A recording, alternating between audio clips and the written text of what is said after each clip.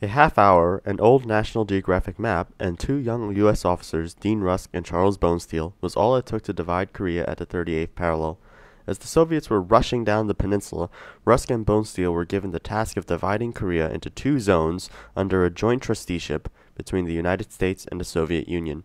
To the surprise of most of the world, the Soviets agreed to halt their advance at the 38th parallel. Why was the 38th parallel chosen as the dividing line?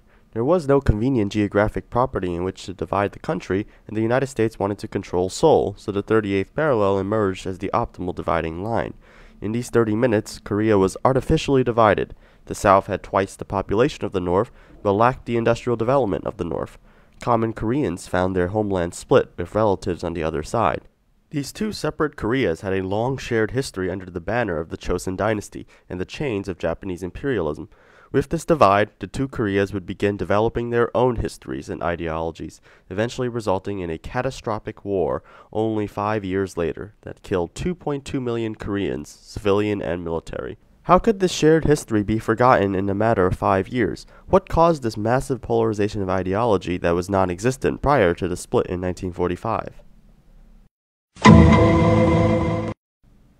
To begin to answer this question, we need to look at the leaderships of both the North and the South.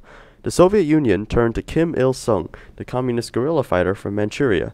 Kim wasted no time with land reforms and instituted major reforms in 1946. These land reforms pushed many landlords south. The communists also purged Christians and other bourgeois elements in the North, and these groups escaped south. The mass movement of people due to the quick radicalization of the North polarized the peninsula, associating an ideology with the geographic location.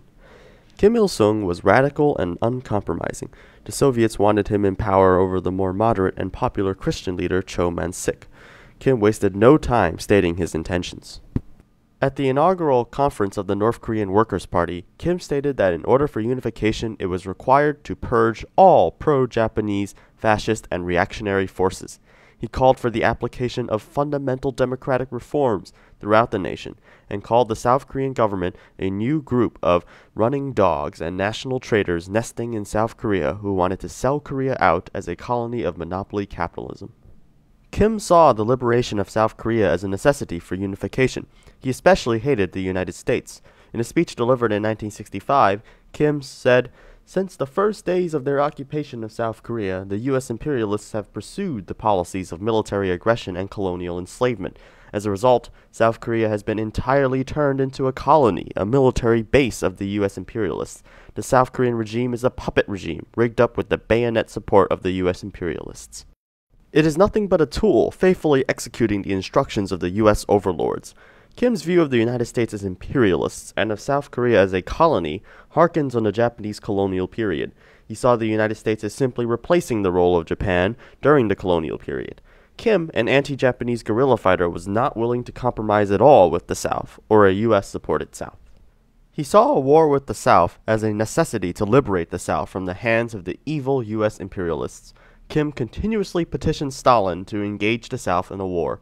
The North had a major industrial advantage and a much stronger army, strengthened by thousands of Korean communists that had military experience fighting with Mao in the Chinese Civil War. Stalin, however, was unenthusiastic about getting into a conflict with the United States. However, the situation changed when the Soviets successfully tested a nuclear weapon. The United States declared Korea to be outside of its Asian defense zone, and the communists won control of China.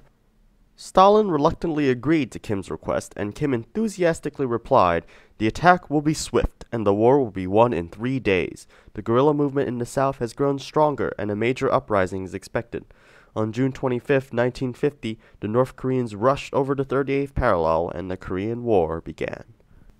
In the South, the United States instituted a military government led by General John Hodge. The United States had a growing rivalry with the Soviet Union and saw the need for a strong anti-communist leader to govern South Korea. Leftist-leaning and popular Yoh Eung-hyung had emerged as an organizer of the Committee for the Preparation for Korean Independence. The United States did not recognize this committee and disbanded similar people's committees throughout the country. In October 1945, Hodge offered the seasoned nationalist Syngman Rhee the chairmanship of a coalition of all the existing political groups. Rhee refused on the ground that there were too many leftists in such a coalition. Hodge tried again in June 1946 to form an advisory coalition committee with Rhee, moderate Kim Gu, and leftists Kim Kyu-sik and Liu Woo-hyung. Rhee and Kim Gu refused to join the two leftists and felt that they represented Russian interests and not the interests of the people. Hodge devised another plan for an interim assembly that would be decided by popular vote. Syngman Rhee won overwhelmingly and emerged as the popular leader of the country. Rhee was on the extreme right and did not support reunification talks with the Russians. He thought that reunification talks would interfere with the establishment of a government in South Korea. Rhee continued to show his extreme rightist views with military force. In 1948 to 1949, Rhee's government crushed a communist rebellion on Jeju Island. Rhee was uncompromising in his anti-communist views and sought action immediately against the North. In a letter to the U.S. on September 30th, 1949, Rhee talked about his fear. "The longer we drag along, the harder it will be. First, they give the communist agitators money, weapons, and propaganda literature to stir up the people to fight among themselves. Then, later, they form the communist converts into gangs of terrorists, assassins, and robbers who, by killing and burning, make human society in the area a hell. The nationalists cannot keep on fighting indefinitely. They are forced sooner or later to give in. If we continued this losing battle by sitting still and merely warding off these gangsters, no human flesh and nerve can hold on very long." Rhee wanted action, and action soon. When the North Koreans attacked on June 25, 1950, Rhee told his defense minister Shin Sung-mo to resist fully at any cost. Rhee would not surrender and stated in a letter in the preceding November, "There is something that communist totalitarianism has not been able to understand. Free men will not surrender." In 1953, when negotiations of a truce began, Rhee opposed them. He believed that a truce would be an invitation to disaster. He considered a stalemate a loss, and the loss of this local war would result in a world war. Rhee wanted to continue fighting. The polarization on the Korean peninsula was not so much a polarization of the common people as an extreme polarization of the leadership. Many common people still saw Korea as one people, one nation, and tried to carry on normally. Yun Chi-hwan, in a poem, The Meaning of Flags, talks about how the villagers' lives go on as the stalemate ensued. A flag flaps in the wind. Yesterday it was their flag. Today it is ours. Just go on, no matter which flag flaps above them. Pak Pong-woo, in Blooming on the Wasteland, talks about the shared history of the two Koreas and longings for reunification. Butterflies can fly over barbed wire fences. When will this barrier between us be raised, and by whom? We are one race and one nation. The day we embrace and sing together, the azaleas blooming on rusted rails will smile with glee.